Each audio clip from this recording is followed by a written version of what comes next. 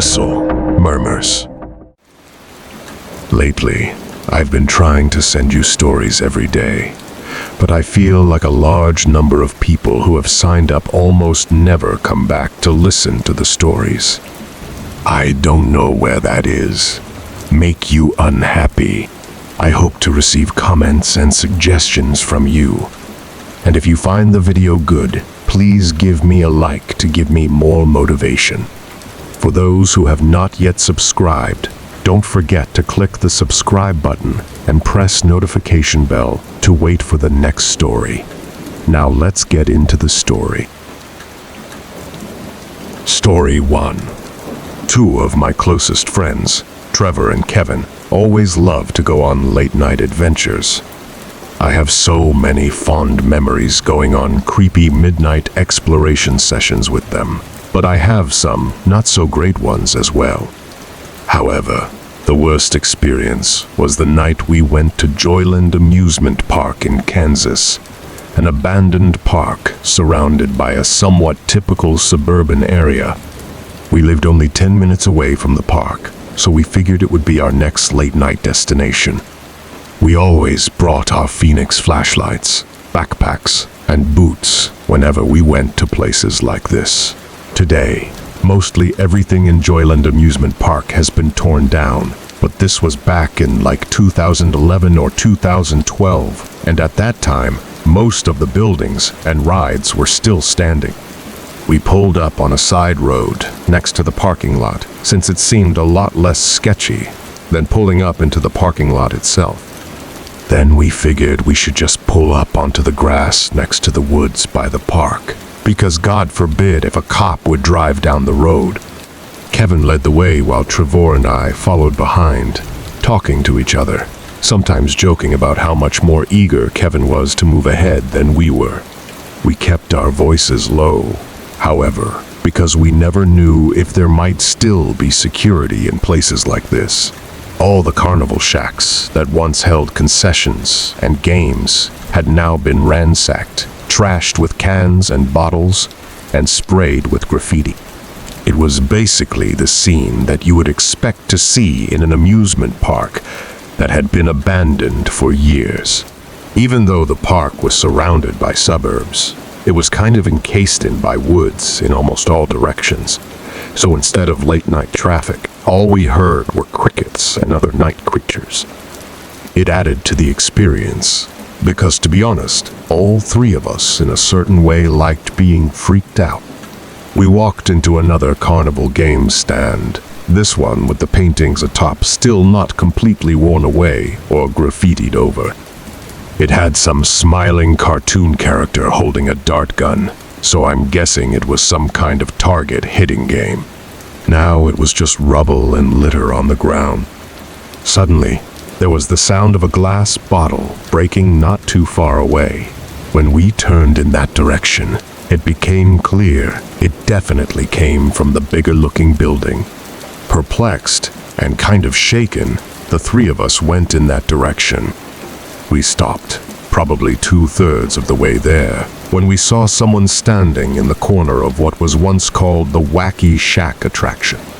The person was legitimately just standing facing the corner wall of the entrance. I whispered at my friends to back away slowly. There was clearly something wrong with this person, and we didn't want them to hear us. We backed away, trying to avoid making any noise. It was almost like something out of a cliché horror movie when either Kevin or Trevor stepped on a beer can, which made a really loud crunch. The person standing in the corner turned their head and looked at us, but the speed in which they turned their head was what really scared me. It was almost like a deer. We could now see it was a man. He had a deranged look on his face. The three of us simply walked quickly away. We didn't run because that would only be more cause for this person to chase us. We made it to the woods, where we would cut through to get to the car. Halfway there, Kevin looks back and mutters, "Oh, shit." We look back and see the guy just standing stiff next to a tree in the distance, a few meters away. Running seemed like our only sensible option at this point. It didn't take long before we were at the car. We screamed at Kevin to unlock it as he fumbled for his keys. As we got into the car and looked out the windows, we could all see him again, this time once again standing stiff like a statue, hunched over by the tree lines of the woods. Kevin drove off, and Trevor and I screamed out taunts to the man. That didn't mean we weren't still absolutely shaken permanently. It's scary to think that none of us ever actually saw that weird man move. He seemed to always be standing still whenever we saw him. Story 2. I was taking my family on a road trip to South Florida. It was a long 2-day drive, and I could tell my kids were getting restless. I saw a sign for an amusement park zoom by on the parkway, so I figured I'd treat my kids and take them to an amusement park for a couple hours. It was late already anyway, so we were just going to stop at the hotel soon. I figured I might as well. My wife and I followed our 2 kids, Tommy, 7, and Trish, 5. They ran ahead of us to find a ride they wanted to go on. I had to admit, this was one pathetic-looking amusement park. There weren't many other people there. There weren't many attractions either. More than half of what appeared to once be attractions and games were now just empty stands and buildings. As long as the kids were happy, though, that's all that really mattered. Tommy was running so far ahead, pointing at one of the rides ahead in the dark. I thought for sure he was pointing to the Ferris wheel. But when he made an unexpected turn left and out of sight, my wife and I screamed for him to come back here immediately. When he didn't come back, I told my wife to wait there with Trish while I ran as fast as I could to chase after Tommy. I couldn't find him anywhere, though. My heart began to race. The feeling of losing your small child is a painfully scary feeling that will literally make you feel sick inside. I stood in place, looking around in a full 360 motion, breathing heavily, afraid someone might have taken my son.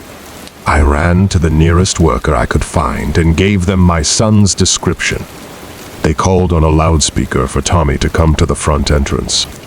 In the meantime, I still ran all over the place searching for him. I stopped dead in my tracks, and I felt my heart drop when I found him. He was over by a wall of bushes, next to a bathroom building. He was talking to someone who was apparently in the bushes. Then it looked like he was pulled into the bushes. I screamed Tommy's name as I took a break for the bushes. There was nobody around to serve as a witness or come and help me. I got to the bushes and heard Tommy talking to someone. I didn't hear the other person's voice, though. I pushed my way through the bushes and saw Tommy being pulled. I didn't see by who, though. I ran to him and pulled him, but I felt something else on the other side of another layer of bushes pulling him in that direction. But quickly, whatever it was, let go, and I pulled Tommy into my arms. I told him to wait there as I pushed my way through more bushes to a small opening surrounded by trees. There was no one in sight.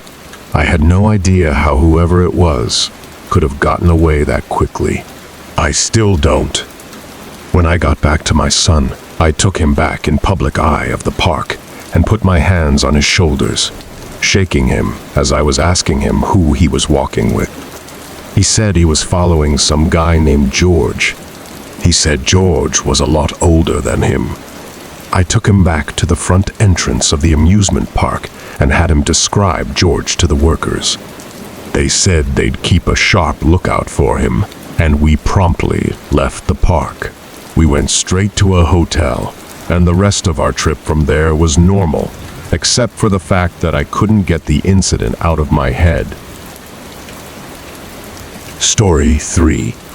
I used to work at a little theme park called Thrillville, USA. No, not the video game. There was an actual amusement park called Thrillville. It was very tiny and secluded, though. So don't picture a big place like Six Flags or something in your head. I never enjoyed working there because my shift would always be something different every day. And there was an insane amount of weirdos there, but that's irrelevant. The park closed in 2007, and ever since, I've been from job to job in this shitty country-ass town. One cloudy evening on my own in 2009, I decided it would be fun to go check out what's become of Thrillville, since it had been shut down and abandoned for 2 years at the time. I pulled up to the parking lot, which was of course empty. The grass surrounding the park was now overgrown, and the overgrown grass waved around in the breeze, suggesting an incoming storm. Sneaking in was easy, considering it wasn't fenced off or anything, but it was clear some things had already been torn down. Still, at the time, mostly everything was still standing. I began to feel tiny rain droplets, but I didn't really care. I was dressed for rain anyway. Walking around the park was creepy, but the first really disturbing thing didn't actually happen until I heard something scutter behind me. To be honest, I couldn't tell if it was a person or an animal, but something was definitely there. I didn't see anything though, so I just pressed onward, choosing to ignore it. I was snapping constant pictures with my Canon camera that I took along, because for a few months I was kind of into photography, a passing interest. I snapped away at different buildings, the defunct roller coaster, the big old yellow slide that was now covered in mud stains. Then there were the buildings, like the bathrooms, the main office, the varying maintenance shacks. I decided I would start with the bathrooms. I don't know why I thought that would be interesting, but I did. I stepped into the men's side of the bathrooms, which was obviously pitch black inside. The lights no longer worked, so I had to turn on the flash on my camera, kind of like that scene from the first Saw movie. I took a picture of the sink and mirror and checked the image quality. The light flash on my camera was very bright, so pictures in the dark always came out clear. Then I heard this slightest little ting sound. It came from the side of the bathroom, with the stalls. I called out, "Is someone in here?" There were 2 stalls, from what I remember. I went over to the first stall and pushed the stall door open slowly. I aimed my camera into the stall and took the picture. The light revealed nothing but a toilet in the stall. I moved on to the next stall and pushed the door open. With this one, I was having trouble drawing up the nerve to take the picture. I took about 5 seconds before I pressed the button and the camera light flashed. And in that brief moment of light, I saw a tall figure looming down at me. I shut the stall door and screamed as I ran back outside to the light and to my car. When I got to my car, I checked the picture I captured in that stall. In the picture was a figure, probably 6'3", standing in front of the toilet, but for some reason the face was blurry. I couldn't see any distinguishing features, but it seemed to be a man. As I browsed through some of the other photos, I picked up on something disturbing. In 4 photos out of 10, I found what appeared to be a person, hiding somewhere in the distance, but always seemed to be staring at me. In 2 pictures, the person was in the woods. In 2 others, they were behind buildings or rides. I never sent those pictures from my camera onto my computer, but I think they're still on the camera. I just haven't seen it in years. It might be in my attic. If I find it, I'll post them online, but I quite frankly never want to see that picture again. Thank you for always supporting the channel and welcoming its videos. Wishing you good health, and remember to subscribe to the channel to achieve 1,000 subscriptions.